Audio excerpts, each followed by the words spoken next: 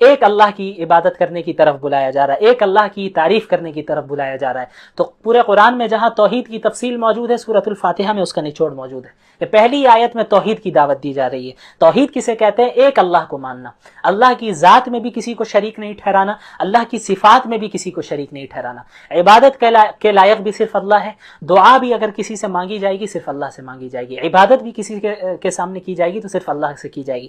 جیسا کہ یہاں پہ ایاک نعبد و ایاک نستعین، اس میں احکامات کا بھی بیان ہے کہ ہم آپ کی ہی عبادت کرتے ہیں اور آپ سے ہی مدد چاہتے ہیں۔ تو مدد کس سے چاہیں گے؟ صرف اللہ رب العالمین سے۔ سوال کس سے کریں گے؟ اللہ رب العالمین سے۔ رزق دینے والا اللہ ہے، روزی دینے والا اللہ ہے، اولاد دینے والا اللہ ہے، نعمتوں کو دینے والا بھی اللہ ہے، نعمتوں کو واپس لینے والا بھی اللہ ہے۔ تو سوال کس سے ہوگا؟ صرف اللہ رب العالمین سے۔ تو سوال بھی اللہ سے ہوگا اور عبادت بھی اللہ کی ہوگی، صرف اللہ کی۔ اور عبادت کی جو خاص علامتیں ہوتی ہیں، مثلا رکوع کرنا، مثلا سجدہ کرنا، یہ ساری عبادت کے سائنز ہیں، عبادت کی علامتیں ہیں۔ تو عبادت کی علامتیں بھی اللہ کے ساتھ خاص ہیں۔ اگر کوئی آپ دیوار کے سامنے سجدہ کریں، یعنی دیوار کو سجدہ کریں، کسی درخت کو سجدہ کریں، درخت کے سامنے رکوع کریں، کسی انسان کے سامنے آپ رکوع کریں، سجدہ کریں، تو یہ بالکل جائز نہیں ہے، کیونکہ رکوع کرنا، سجدہ کرنا یہ ایک عبادت کی علامت ہے، اور عبادت کی تمام علامتیں اللہ کے ساتھ خاص ہیں۔ تو رکوع، سجدہ، نماز، روزہ، ذکر اور ساری چیزیں صرف اللہ کے لیے کی جائیں گی۔ وَإِيَّاكَ نَسْتَعِينُ، اور ہم مدد بھی آپ سے ہی مانگتے ہیں۔ سوال، مدد اللہ سے مانگی جائے گی۔ براہ راست اللہ سے مانگنا ہمیں سیکھنا ہوگا۔ چھوٹی چیزوں کو بھی اللہ سے مانگیے۔ آپ اللہ سے بات کیجئے، جس طرح آپ بات کرتے ہیں، اپنے آپ سے بھی بعض لوگ بات کرتے ہیں، تو اپنے آپ سے بات کرنے کے بجائے اللہ سے بات کیجئے۔ یہ آپ ذہن میں رکھیے، اللہ موجود ہے، اللہ دیکھ رہا ہے، اللہ مجھ سے قریب ہے۔ اللہ نے فرمایا وَإِذَا سَأَلَكَ عِبَادِي عَنِّي فَإِنِّي قَرِيب، دوسرے پارے کی آیت ہے، اس کی تشریح انشاءاللہ کل کروں گا، میں ایک نقطہ بتاؤں گا اللہ نے چاہا تو، کہ جب میرے بندے آپ سے میرے بارے میں پوچھیں تو آپ بتا دیں کہ ہم ان سے قریب ہیں۔ تو اللہ ہم سے کہہ رہے ہیں کہ ہم تم سے قریب ہیں، تو پھر ہمیں دور جانے کی ضرورت نہیں ہے نا۔ ہم جب اللہ قریب ہے تو اللہ سے بات کریں گے۔ سارے انسان دور ہیں، ساری مخلوقات دھوکہ دیتی ہیں، ساری مخلوقات ایسی ہیں جو آپ کا ساتھ چھوڑ دینے والی ہیں، لیکن اللہ کی ذات ایک ایسی واحد ذات ہے جو ہر وقت آپ کا ساتھ دینے والی ہے۔ اللہ کی ذات ایک ایسی ذات ہے جو آپ کو ایمان کی طرف بلا رہی ہے، جنت کی طرف بلا رہی ہے۔ دنیا اور دنیا داری تو دوزخ کی طرف بلاتی ہے۔ تو ہمیں اللہ کی طرف جانا ہے، اللہ سے مانگنا ہے۔ تو دعا بھی اللہ سے، سوال بھی اللہ سے۔ اس کے علاوہ صراط الذین انعمت علیہم، اس میں ان لوگوں کا ذکر ہے کہ جن کے ساتھ ہمیں شریک ہونا ہے، ہمیں کن لوگوں کو فالو کرنا ہے اور کنہیں فالو نہیں کرنا ہے، سورہ فاتحہ میں ہی بتا دیا گیا۔ خلاصہ، بریفلی، تفصیل تو پورے قرآن میں موجود ہے۔ فالو کرنا ہے ہمیں صراط الذین انعمت علیہم، ان لوگوں کا راستہ فالو کرنا ہے جن پر اللہ نے انعام کیا۔ اب وہ کون سے لوگ ہیں؟ اسے دوسری جگہ اللہ نے فرمایا النبیین والصدیقین والشہداء والصالحین، کہ نبی ہیں، انبیاء کو فالو کرنا ہے، پروفٹس کو فالو کرنا ہے، جو معصوم ہوتے ہیں، گناہ ان سے ہو نہیں سکتے، وہ انبیاء علیہم الصلاۃ والسلام ہے، انہیں فالو کرنا ہے۔ والصدیقین، اور صدیقین کو فالو کرنا ہے، اور صحابہ کرام کو فالو کرنا ہے۔ والشہداء، اور جو شہید ہو گئے اللہ کے راستے میں ایمان اور اعمال صالحہ کے ساتھ، اللہ کے لیے لڑتے ہوئے شہید ہوئے، ان شہداء کو فالو کرنا ہے۔ والصالحین، اور نیک لوگوں کو فالو کرنا ہے، اچھے لوگوں کو فالو کرنا ہے، سلف صالحین کو فالو کرنا ہے، کہ ان حضرات وہ حضرات ہیں جو کتاب و سنت کے مطابق عمل کرتے ہیں، ہم انہی حضرات کے راستے کی طرف ہدایت کی دعا اللہ سے ہر نماز میں مانگتے ہیں، صراط الذین انعمت علیہم۔ اور کن لوگوں کے ساتھ نہیں ہونا ہے؟ غیر المغضوب علیہم ولا الضالین، ان لوگوں کا راستہ نہ دکھائیے یا اللہ، ہمیں ان لوگوں کو فالو نہیں کرنا ہے جو مغضوب ہے، مغضوب علیہم۔ مغضوب علیہم کا کیا مطلب ہوتا ہے؟ جن پر اللہ کا غضب نازل ہوا، جن پر اللہ کا غصہ نازل ہوا۔ یہ کون لوگ ہیں؟ مفسرین نے بتایا کہ یہود ہیں۔ تو یہود کیسے ہو گئے مغضوب علیہم؟ ان کے پاس علم موجود تھا، تورات کا علم تھا، تورات میں مذکور تھا کہ محمد الرسول اللہ صلی اللہ علیہ وسلم آخری نبی آئیں گے، لیکن انہوں نے ریجیکٹ کر دیا، علم ہونے کے بعد بھی عمل نہیں کیا۔ تو جو لوگ علم ہونے کے باوجود اللہ کی نافرمانی کرتے ہیں، عمل نہیں کرتے، وہ مغضوب علیہم ہیں، ان پر اللہ کا غضب نازل ہوتا ہے۔ تو ہم سب پناہ چاہتے ہیں ایسے افراد میں ہم داخل نہ ہوں، اور ولا الضالین، اور نہ ہی ہم ضالین میں ہونا چاہتے ہیں۔ ضالین کون ہے؟ جو لوگ گمراہ ہیں، سیدھے راستے سے بھٹکے ہوئے، یہ وہ لوگ ہیں جن کے پاس علم ہی نہیں ہے، علم کے بغیر عمل کرتے ہیں۔ اور ظاہر ہے جب علم کے بغیر عمل کیا جائے گا تو پھر بدعات داخل ہو جائیں گی، خرافات داخل ہو جائیں گی، اور آپ ادھر ادھر بھٹکنے لگیں گے، سیدھے راستے سے ہٹ جائیں گے۔ تو یہ ضالین ہے، جن میں نصارہ کو مفسرین نے ذکر کیا ہے۔ تو نہ ہمیں ایسا بننا ہے کہ علم ہونے کے باوجود ہم عمل نہ کریں، اور نہ ایسا کرنا ہے کہ ہم اندھی تقلید کریں، بلائنڈلی فالو کریں کسی کو بھی، علم نہیں ہے بس جو کر رہا ہے ہم بھی کرنے لگ جائیں، یہ بھی نہیں۔ ہمیں کتاب و سنت اور سلف صالحین کو تھامے رکھنا ہے۔ بہرحال सूरतुल फातिहा یہ بہت اہم صورت ہے، اس کا خلاصہ مختصراً میں نے بتا دیا۔ اس کے بعد سورۃ الفاتحہ کے بعد جس سورت کی ابتدا ہوتی ہے اسے سورۃ البقرہ کہتے ہیں۔ اب بقرہ کا مطلب کیا ہوا؟ ہم نے سب سنا ہے سورۃ البقرہ، سورۃ البقرہ۔ بقرہ کا مطلب کیا ہوتا ہے؟ دیکھیں بقرہ گائے کو کہتے ہیں، بقرہ گائے کو کہتے ہیں۔ تو اس سورت کو گائے کی سورت کیوں کہا جاتا ہے، گائے والی سورت کیوں کہا جاتا ہے؟ کیونکہ اس سورت میں بنی اسرائیل کا ایک خاص واقعہ ذکر کیا گیا ہے، جس واقعے کا گائے سے تعلق ہے، بقرہ سے تعلق ہے، تو اس مناسبت سے اس سورت کو سورۃ البقرہ کہا جاتا ہے۔ وہ واقعہ کیا ہے؟ اسی پارے میں ہے، وہ یہ ہے کہ حضرت موسیٰ علیہ السلام کے دور میں بنی اسرائیل میں ایک شخص کا قتل کر دیا جاتا ہے، یعنی ایک شخص کو قتل کر دیا جاتا ہے، اور کس نے قتل کیا، قاتل کون ہوتا ہے یہ معلوم نہیں چلتا ہے۔ تو بنی اسرائیل کے لوگ آتے ہیں اللہ کے نبی حضرت موسیٰ علیہ السلام کے پاس، اور آ کر عرض کرتے ہیں کہ اے موسیٰ علیہ السلام، ہمیں اس کے قاتل کا پتہ ہی نہیں چل رہا ہے کہ کس نے اسے قتل کر دیا ہے، آپ اللہ رب العالمین سے دعا کریں کہ ہمیں قاتل کا پتہ بتا دیں۔ تو حضرت موسیٰ علیہ السلام دعا کرتے ہیں، دعا کرنے کے بعد اللہ رب العالمین کی طرف سے حکم ہوتا ہے کہ ان سے کہو کہ ایک گائے کو ذبح کریں، اور پھر ذبح کرنے کے بعد اسی گائے کے ایک حصے سے اس مقتول کو، یعنی جو مر چکا ہے، جس کا قتل کیا گیا ہے، اس کے باڈی میں ٹچ کریں۔ تو اس سے ہوگا یہ کہ وہ انسان دوبارہ زندہ ہوگا، اور یہ بتا دے گا کہ قاتل کون ہے، مجھے کس نے مارا، اور بتا کر پھر مر جائے گا۔ تو یہ ایک معجزہ تھا جسے حضرت موسیٰ علیہ السلام کے ذریعے صادر کروانا تھا اللہ رب العالمین کو۔ تو ایسا ہی ہوا، پھر پوری تفصیلات ہے، چونکہ یہ مجھے خلاصہ بیان کرنا ہے تو میں زیادہ ڈیٹیل میں نہیں جاؤں گا۔ بڑے آسانی سے، ایسا نہیں ہوا انہوں نے ذبح کیا، جو بنی اسرائیل کی عادت ہے، وہ عادت کیا تھی میں ابھی بتاتا ہوں آپ کو۔ تو ہوا یہ کہ ذبح کیا ان لوگوں نے آخر میں، اور پھر اس گائے کے ایک حصے سے اس مقتول کو ٹچ کیا، اور وہ مقتول زندہ ہوا اور قاتل کا پتہ بتا دیا۔ تو یہ کرانے کا ایک یہ جو معجزہ تھا، اس کا ایک خاص مقصد بھی تھا اللہ رب العالمین کا۔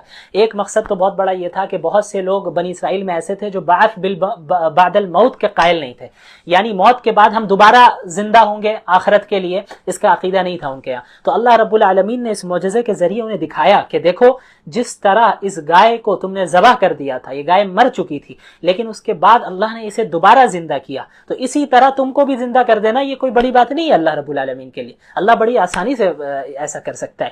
اس کے علاوہ بنی اسرائیل چونکہ بہت ایسی قوم تھی جو اللہ کی نعمتوں کی ناشکری کیا کرتی تھی، ہر جگہ اللہ رب العالمین، اور اس پارے میں تقریباً پہلے پارے میں بنی اسرائیل کا ہی ذکر ہے، وہ ان کی سب سے بڑی خرابی یہ تھی کہ اللہ کی نعمتوں کی ناشکری کیا کرتے تھے۔ دعویٰ تو تھا کہ ہم موسیٰ کے ماننے والے ہیں، ٹھیک ہمارے طرح، ہم اور آپ جیسے آج ہے ویسے ہی تھے وہ، ہم دعویٰ کرتے ہیں کہ ہم محمد الرسول اللہ کے فالوورز ہیں، لیکن جب عمل کرنے کا ٹائم آتا ہے تو رسول اللہ کی مخالفت کرتے ہیں، رسول اللہ کی سنتوں کو ہی ترک کرتے ہیں۔ ہم جیسا کرتے ہیں ویسے ہی وہ کرتے تھے۔ وہ مانتے تھے، حضرت موسیٰ کو سامنے کہتے تھے ٹھیک ہے آپ کے ساتھ ہم چل رہے ہیں، فرعون کے پاس سے بچ کر بھاگ رہے ہیں یہ لوگ حضرت موسیٰ علیہ السلام کے پاس کے ساتھ، آگے سمندر ہے، پیچھے اس کا لشکر موجود ہے فرعون کا، تو اب حضرت موسیٰ کو کہہ رہے بھائی کیا ہوا، خامخواہ آپ ہم کو لے کر آ گئے، اچھا تھا ہم غلامی ہی کر رہے تھے، وہی صحیح تھا، اب آگے سمندر ہے ہم کیسے جائیں گے۔ تو جب اپنا مطلب انہیں نظر آتا تو حضرت موسیٰ کی اتباع کرتے، لیکن جہاں اب تھوڑی سی فراخی آ جاتی اور دیکھتے ہیں کہ بھائی اب تو مسئلہ نہیں ہے، تو حضرت موسیٰ کی ہی نافرمانی کرنے لگ جاتے تھے۔ اللہ تعالیٰ نے ان پر کتنی نعمتیں کی، فرعون سے بچایا، سمندر کو پھاڑ کر بیچ سے راستہ نکالا، آسمان سے من اور سلوہ نازل کیا، طرح طرح کی چیزیں نعمتیں ان کو دی، لیکن بار بار گمراہی میں جاتے یہ، اپنی مرضی سے جاتے۔ یہی ہوا کہ جب حضرت موسیٰ علیہ السلام حضرت فرعون نہیں، وہ فرعون کے پاس سے جو ہے بچ کر نکل آئے، اللہ نے انہیں نجات دے دی، تو ہوا یہ کہ بنی اسرائیل ایک قوم کے پاس سے گزرنے کے بعد وہ قوم ایسی تھی جو ایک بتوں کی عبادت کرتی تھی، تو انہیں دیکھ کر مزہ آیا کہ ارے موسیٰ علیہ السلام یہ قوم تو جو ہے عبادت کر رہی ہے بتوں کی، تو آپ بھی ایک خدا بنا کے دیجئے نا، آپ بھی ایک بت ہمیں بنا کر دیجئے جس کی ہم عبادت کریں۔ تو حضرت موسیٰ بھی پریشانی، یار یہ کیسی جاہل قوم ہے کہ جن کو ہم نے اللہ کے پاس سے بچایا، اللہ رب العالمین کے فضل سے اللہ رب العالمین نے انہیں بچایا، ظلم سے بچایا، فرعون کے ظلم سے بچایا، نجات دے دی توحید کی دعوت کی بنیاد پہ، توحید کے قائل ہونے کی بنیاد پہ، اور اس نے جو ہے بتوں کو دیکھ لیا اور پھر کہہ رہی ہے کہ یہ قوم کے اب بت ہمیں بھی بنا کر دے دیں۔ تو حضرت یہ آیت ہے اجعل لنا الہا کما لہم آلہہ۔ بہرحال تو ہوا یہ کہ حضرت موسیٰ علیہ السلام کو اللہ رب العالمین نے تورات دینے کے لیے کوہ طور پر بلایا تھا 40 راتوں کے لیے، اس کی تفصیل گزرے گی جب میں انشاءاللہ بتاؤں گا۔ تو ان دنوں میں ہوا یہ کہ یہ جو قوم تھی بنی اسرائیل، حضرت موسیٰ چونکہ موجود نہیں تھے وہاں پہ، تو انہوں نے کیا کیا کہ انہوں نے ایک بچھڑا بنا لیا، یعنی ایک بچھڑے کو معبود بنا لیا اپنا، ایک پتلا تھا بچھڑے کا، اس کی عبادت کرنے لگ گئے۔ تو ان کے اندر گائے کی عظمت، تقدس کہیں نہ کہیں ان کے دل میں چھپی ہوئی تھی۔ تو اللہ رب العالمین نے مقتول کو کے قاتل کو پتہ لگوانے کے لیے گائے کو ذبح کرنے کا حکم جو دیا، اس میں جہاں بہت ساری حکمتیں تھیں، ان میں ایک یہ بھی حکمت تھی کہ جس کی عظمت، تقدس جس کا ان کے اندر بیٹھ چکا ہے، جنہیں وہ خدا سے ملاتے ہیں، تو انہیں احساس ہو کہ جب وہ ذبح کر رہے ہیں تو یہ خدا، یہ چیز خدا یا یہ جانور خدا نہیں ہو سکتا، اللہ رب العالمین ہی ایک واحد ذات ہے، واحد خدا ہے۔ اور بھی کئی حکمتیں علماء نے بیان کی۔ تو اسی مناسبت سے اس سورت کو کیا کہا جاتا ہے؟ سورۃ البقرہ۔ اچھا، ابتدا ہوتی ہے اس سورت کی الف لام میم سے۔ الف لام میم کی حروف مقطعات میں سے ہے۔ حروف مقطعات کسے کہتے ہیں؟ آپ نے قرآن کی بہت سی سورتوں میں دیکھا ہوگا، الف لام میم، الف لام را، ہا میم، نون، قاف، کاف، ہا یا عین صاد، یہ سارے آپ نے پڑھے ہوں گے حروف کو۔ تو ان حروف کو حروف مقطعات کہتے ہیں۔ مقطعات کا مطلب کیا ہوتا ہے؟ جو الگ الگ ہو، الگ الگ۔ تو الف لام میم یہ الگ الگ حرف ہیں، کاف، ہا یا عین صاد الگ الگ حرف ہیں، اس وجہ سے انہیں حروف مقطعات کہتے ہیں۔ اچھا، اس کی میننگ کیا ہے؟ یہ اس کا جو صحیح علم ہے وہ صرف اللہ رب العالمین کے پاس ہے، صرف اللہ رب العالمین کے پاس ہے۔ لیکن اس کو اللہ نے ذکر کیا کیوں؟ اس کے پیچھے بہت سی حکمتیں علماء کرام نے بیان کی ہے، جن میں سے ایک بہت بڑی حکمت یہ بھی ہے، میننگ نہیں، حکمت، میننگ تو اللہ کو معلوم ہے، حکمت ایک بہت بڑی یہ بھی ہے کہ چونکہ قرآن نے چیلنج دیا کفار کو کہ اگر آپ اللہ کے نبی کو سچا نبی نہیں مان رہے اور آپ اس کلام کو کلام اللہ نہیں مان رہے، تو آپ اس جیسی کتاب لا کر دکھائیے۔ جب آپ اس کتاب کا انکار کر رہے ہیں اور کہہ رہے ہیں کہ یہ محمد کا اپنا کلام ہے، علیہ باللہ، محمد رسول اللہ صلی اللہ علیہ وسلم کا اپنا کلام ہے، آپ کا یہ دعویٰ ہے، تو آپ اس جیسا کلام لا کر دکھائیے، ایک سورت اس جیسا لا کر دکھائیے آپ۔ تو الف لام میم، کاف، ہا یا عین صاد، ان حروف مقطعات کے ذریعے ایک حکمت اس کے پیچھے یہ بھی ہے کہ اللہ رب العالمین نے یہ بھی پیغام دیا کہ دیکھو یہ وہی حروف ہیں، الف سے لے کے یا تک وہی حروف ہیں، الف لام میم، کاف، ہا یا عین صاد، یہ الفابیٹس میں سے ہی ہے، عربک الفابیٹس میں سے ہی ہے، یہ وہی حروف ہیں جن کو استعمال کر کے تم بھی بات کرتے ہو، جن کو استعمال کر کے تم بھی اپنا کلام بناتے ہو۔ تو قرآن کریم بھی انہی حروف میں، کوئی الگ سے حروف استعمال نہیں کیے گئے، یہی الف سے لے کے یا تک کو استعمال کیا گیا۔ انہی حروف کا استعمال کرنے کے باوجود قرآن کریم فصاحت اور بلاغت میں اور اپنے کلام کے اعتبار سے، اپنے معنی کے اعتبار سے اتنے بلند مقام پر ہے کہ اس جیسا کلام کوئی پیش نہیں کر سکتا۔ تو تم بھی تو انہی حروف کو استعمال کرتے ہو نا۔ اگر تم کہتے ہو کہ یہ قرآن اللہ کا کلام نہیں ہے، تو اس جیسی صورت استعمال کر کے بنا کر لاؤ انہی حروف کو استعمال کر کے۔ تو یہ بھی ایک بہت بڑی حکمت ہے ان حروف مقطعات کی۔ بہرحال سورۃ البقرہ کی ابتدا ہوتی ہے تو شروع میں انسانوں کی 3 قسمیں بیان کی گئی۔ پہلی قسم انسانوں کی ہے مومنین کی، 3 گروہ ہے، 3 گروپس ہے، ان کا ذکر ہے۔ پہلا گروہ ہے مومنین کا، پہلا گروہ ہے مومنین کا، اور دوسرا گروہ ہے کافرین کا، اور تیسرا گروہ ہے منافقین کا۔ تو پہلے مومنین کا ذکر ہوتا ہے، پھر کفار کا ذکر ہوتا ہے، پھر منافقین کا۔ مومنین کی خاص صفات کو گنایا اللہ نے، الذین یؤمنون بالغیب، مومنین وہ ہیں، متقین وہ ہیں جو غیب پر ایمان لاتے ہیں۔ غیب پر ایمان لانے کا کیا مطلب؟ غیب کسے کہتے ہیں؟ غیب ہر اس چیز کو کہتے ہیں جو آپ اپنے سینس آرگنز کے ذریعے اور اپنی عقل، محض عقل کے ذریعے اس چیز کا نالج حاصل نہیں کر سکتے۔ مثلا آخرت، مثلا جنت، مثلا جہنم، یہ ساری ایسی چیزیں ہیں، یا زندگی کے بعد، موت کے بعد دوبارہ زندگی، یہ ساری ایسی چیزیں ہیں جو غیب ہیں، غیب کی چیز ہے، جنہیں ہم اپنے سینس آرگنز کے ذریعے تو نہیں چھو سکتے، دیکھ سکتے کہ بھئی یہاں جنت دکھ رہی ہو مجھے۔ تو اللہ رب العالمین نے محمد رسول اللہ صلی اللہ علیہ وسلم کے ذریعے انسانیت کو غیب کی چیزوں کے متعلق جو بھی خبریں دی ہیں ان پر ایمان لانا، بغیر دیکھے ایمان لانا، یہ ایمان کی شرط ہے۔ مومنین وہ ہے کہ اللہ کے نبی نے کہا ہے بس ہم ایمان لاتے ہیں، رسول اللہ کی صحیح قول، صحیح حدیث موجود ہے، آپ نے غیب کے متعلق یہ خبر دی ہے، تو اب میری عقل بظاہر مجھے لگ رہا ہو کہ میری عقل کو سمجھ میں نہیں آ رہا ہے، یہ بات سمجھ میں نہیں آ رہا ہے، یہ بات سمجھ میں آ نہیں رہی ہے عقل کو، میری عقل کو، تو ہمیں یہ نہیں کرنا ہے کہ بھائی اللہ کے نبی صلی اللہ علیہ وسلم نے کہا ہے تو پتہ نہیں صحیح بھی کہا ہے نہیں بھی کہا ہے، تو یہ ایمان ہی کیسا؟ یعنی ایمان تو یہ تھا کہ آپ نے محمد رسول اللہ صلی اللہ علیہ وسلم کو سچا نبی تسلیم کیا ہے۔ تو رسول اللہ صلی اللہ علیہ وسلم کو جب سچا نبی آپ نے تسلیم کر لیا ہے تو ہر چیز پر ایمان لانا ہے۔ اس کے علاوہ نماز قائم کرتے ہیں، نماز قائم کرتے ہیں، نماز ادا کرنے نہیں کہا بلکہ کہا نماز قائم کرتے ہیں وہ مومنین۔ قائم کرنے کا مطلب کیا ہوتا ہے کہ نماز کو تمام آداب، فرائض، واجبات، سنن و مستحبات، خشوع خضوع، تمام چیزوں کا لحاظ رکھ کر جب نماز ادا کی جائے تو اس کو اقامت الصلاۃ کہتے ہیں۔ تو یہ مومنین وہ ہیں جو نماز کو قائم کرتے ہیں۔ تیسری چیز زکوٰۃ ادا کرتے ہیں، اپنے مال سے خرچ کرتے ہیں، اللہ کے راستے میں غریبوں پہ خرچ کرتے ہیں۔ تو یہ وہ اوصاف ہیں جن پر جو ہے ایک مومنین کو کیا ہے متصف ہونا چاہیے، اور پچھلی کتابوں پر بھی ایمان لاتے ہیں، قرآن پر بھی ایمان لاتے ہیں، اور آخرت پر بھی ایمان رکھتے ہیں۔ اس کے بعد کفار کا ذکر ہوتا ہے کہ بھائی جو کفار ہیں وہ تو ہٹ درمی میں انکار کر رہے ہیں، وہ تو مان ہی نہیں رہے، تو پھر اللہ رب العالمین نے اللہ کے نبی کو بتا دیا صلی اللہ علیہ وسلم کہ آپ ان کے پیچھے جتنی کوشش کر رہے ہیں، آپ صلی اللہ علیہ وسلم پریشان ہوتے تھے کہ کفار بھی ایمان لے آئے، وہ بھی بچ جائیں، وہ بھی جنت میں جائیں، وہ جہنم کی آگ سے بچ جائے، آپ کو فکر تھی، آپ بہت پریشان ہوتے تھے۔ تو اللہ نے فرمایا سواء علیہم اانذرتہم ام لم تنذرہم لا یؤمنون، کہ یہ ان کے لیے برابر ہے، آپ ان کو اللہ کے عذاب سے ڈرائیں یا نہ ڈرائیں، وہ ایمان نہیں لانے والے ہیں، وہ ایمان نہیں لانے والے ہیں۔ تو ان کے بدعمالیوں کے نتیجے میں، ان کے غلط عقائد اور غلط کردار اور غلط حرکتوں کے نتیجے میں ان کو دنیاوی سزا ہی یہ ملی ہے کہ ان کے دلوں پر، ان کے کانوں پر مہر لگ چکی ہے اور آنکھوں پر پردہ پڑ چکا ہے، تو حق کو وہ قبول نہیں کر سکتے۔ اپنی آنکھوں سے دکھ تو رہا ہے، حق بات سن تو رہے ہیں، لیکن حق کو وہ قبول نہیں کریں گے۔ تو یہ کفار کا ہے، تو ان کے لیے اللہ نے عذاب کا وعدہ کیا ہے۔ اس کے بعد پھر منافقین کا ذکر ہوتا ہے، اور کثرت سے ان کے برے اوصاف کو، ان کی صفات کو بیان کیا جاتا ہے۔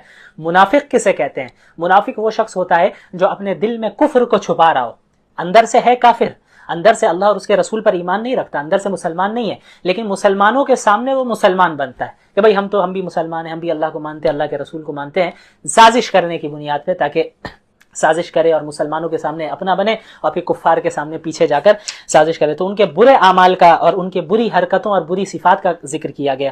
دھوکہ دیتے ہیں، جھوٹ بولتے ہیں، زمین میں فساد پھیلاتے ہیں، قلبی دلی بیماریوں میں مبتلا ہے، حسد، کینہ، تکبر، اللہ کے احکامات اور دین کا مذاق اڑاتے ہیں۔ کتنے آج بھی لوگ ہیں اللہ کے رسول کا علیاذ باللہ مذاق اڑاتے ہیں، مسلمانوں کا مذاق اڑاتے ہیں، ارے مسلمان سارے بیکورڈ ہیں اور مسلمان یہ ہے تو وہ ہے۔ تو ہمیں گھبرانے کی ضرورت نہیں ہے، مایوس نہیں ہونا ہے، ہمیں اس دنیا میں صبر کرنا ہے، آخرت ہمارے لیے ہے۔ وَسَيَعْلَمُ الْكُفَّارُ لِمَنْ عُقْبَى الدَّارِ، کفار ان قریب جان جائیں گے کہ آخرت کا اچھا انجام کن کا ہے۔ دنیا میں تو مذاق اڑاتے آئے مسلمانوں کا، لیکن اب جب موت آئے گی تو سمجھ میں آ جائے گا کہ مومنین حق پر تھے اور ان کو اچھا انجام ان کا ہونے والا ہے یا ان کفار کا ہونے والا ہے۔ بہرحال مذاق اڑایا کرتے ہیں، تمسخر کرتے ہیں، اور اللہ کے احکامات کو بھی اس کی تردید کرتے ہیں۔ اس کے بعد اس صورت میں، اس پارے میں حضرت آدم علیہ السلام کی تخلیق کا ذکر ہے۔ اب مختصر سا میں ذکر کروں گا، انشاءاللہ اب اس کو ختم کرنا ہے۔ حضرت آدم کی تخلیق کا بھی ذکر ہے کہ حضرت آدم کو اللہ رب العالمین نے بنایا اس زمین میں خلافت کے لیے، اپنا خلیفہ بنایا۔ وَإِذْ قَالَ رَبُّكَ لِلْمَلَائِكَةِ إِنِّي جَاعِلٌ فِي الْأَرْضِ خلیفہ۔ خلیفہ کا کام کیا ہے کہ اس دنیا میں اللہ رب العالمین کے احکامات کو وہ نافذ کرے، اللہ رب العالمین کے احکامات کے مطابق لوگوں کو بتائے کہ اللہ کے احکامات کیا ہیں، ان پر عمل کرے اور اسے زمین میں نافذ کرے۔ تو حضرت آدم کو اللہ تعالیٰ نے پیدا کیا، اور جو مشہور واقعہ ہے سب جانتے ہیں کہ حضرت آدم اور حوا علیہ السلام کو کس طرح جنت میں روکا گیا، اور پھر شیطان نے کس طرح انہیں لغزش دی، پھر وہاں جنت سے نکالا گیا اور پھر اس دنیا میں بھیجا گیا۔ تو یہ جو ہے آپ حضرات اس واقعے سے اچھی طرح واقف ہی ہوں گے، بہت مشہور واقعہ ہے، اس لیے میں بہت زیادہ ڈیٹیل میں اس میں نہیں جاؤں گا۔ تو اس کے بعد پھر اس بارے میں بنی اسرائیل کا کثرت سے ذکر ہے، ان کی جو برائیاں ہیں وہ بیان کی جا رہی ہیں کہ اللہ نے کتنی نعمتیں تمہیں دی ہیں۔ اچھا، بنی اسرائیل ہے کون؟ بنی اسرائیل حضرت یعقوب کی اولاد سے ہیں۔ دیکھیں، حضرت اسماعیل حضرت ابراہیم کے بیٹے تھے، حضرت اسماعیل بھی حضرت ابراہیم کے بیٹے تھے، حضرت اسحاق بھی حضرت ابراہیم کے بیٹے تھے۔ تو ایک نسل چلتی ہے حضرت اسماعیل سے، حضرت ابراہیم کی ایک نسل حضرت اسماعیل سے چلتی ہے، اور حضرت ابراہیم کی دوسری نسل حضرت اسحاق سے چلتی ہے، ٹھیک ہے۔ تو حضرت اسحاق کے بعد جو ان کے بیٹے ہیں حضرت یعقوب ہے، ان کی کنیت تھی اسرائیل، یعنی اللہ کا بندہ اسرائیل۔ تو حضرت اسحاق کی جانب سے جو نسل چلی ہے حضرت یعقوب، پھر اولاد یعقوب، تو اس نسل میں جتنے لوگ آئے انہیں بنی اسرائیل کہا جاتا ہے۔ تو اسی میں تمام انبیاء آتے رہے کثرت کے ساتھ۔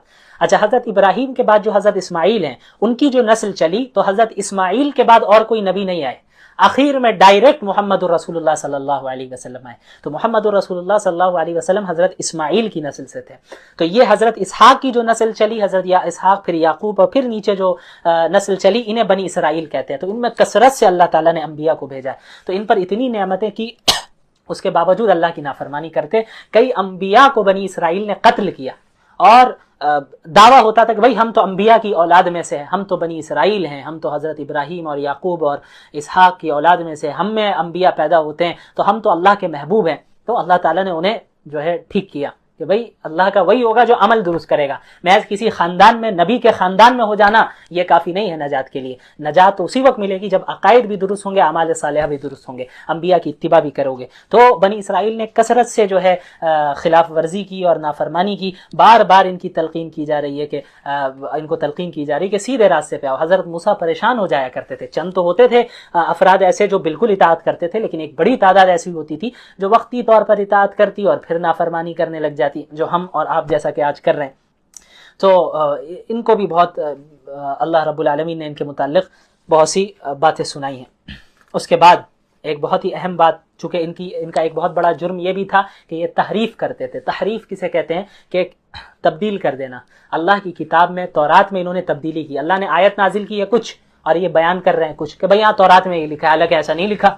تو قرآن کو بھی بعض لوگوں نے بدلنے کی کوشش کی، تو تحریف کرنے کی کوشش کی، لیکن قرآن الحمدللہ چونکہ اللہ نے اس کی حفاظت کا وعدہ لے رکھا ہے، آج تک محفوظ ہے۔ پچھلی کتابوں کی حفاظت کا وعدہ اللہ نے نہیں لے رکھا تھا، تو اس میں تحریف ہو گئی، تبدیلی ہو گئی۔ تو تحریف کی بھی دو شکلیں ہوتی تھی، ایک یہ کہ آیت تو ایک ہی ہے، تورات میں ایک آیت نازل ہوئی، اس کی آیت وہی ہے، الفاظ میں کوئی چینجنگ نہیں کی، لیکن جس مطلب میں نازل ہوئی اس کے علاوہ اپنے طرف سے مطلب بناتے، نہیں اس کا یہ نہیں، اس کا یہ مطلب ہے، تو یہ بھی تحریف ہے۔ اور دوسری چیز یہ ہے کہ وہ الفاظ کو بھی بدل دیا کرتے تھے۔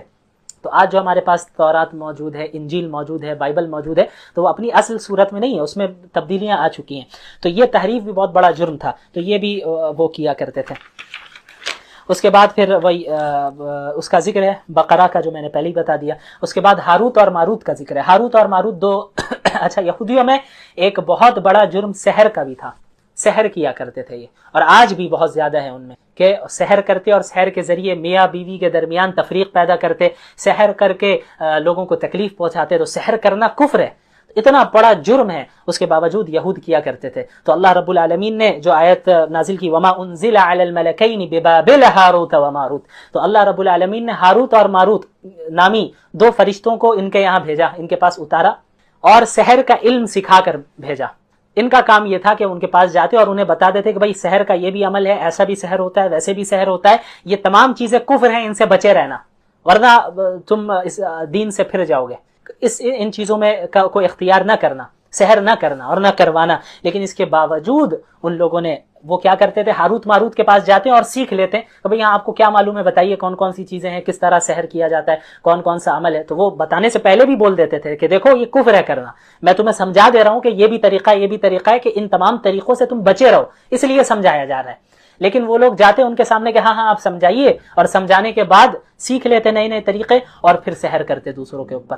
لیکن اللہ نے فرمایا وما هم بضارین به من احد الا باذن اللہ، یہ جان لو کہ وہ سحر کرنے والے کسی کو بھی اللہ کے حکم کے بغیر نقصان نہیں پہنچا سکتے۔ تو بہت سے لوگ پریشان ہوتے ہیں، سحر ہو رہا ہے، ایک تو وہم بھی بہت زیادہ ہے لوگوں میں، ہر چھوٹی موٹی چیز میں سحر ہی کسی کو ہو جاتا ہے، سحر ہے، جادو ہے، نظر لگ گئی ہے تو یہ ہو گیا ہے۔ تو سب سے پہلی چیز اللہ پر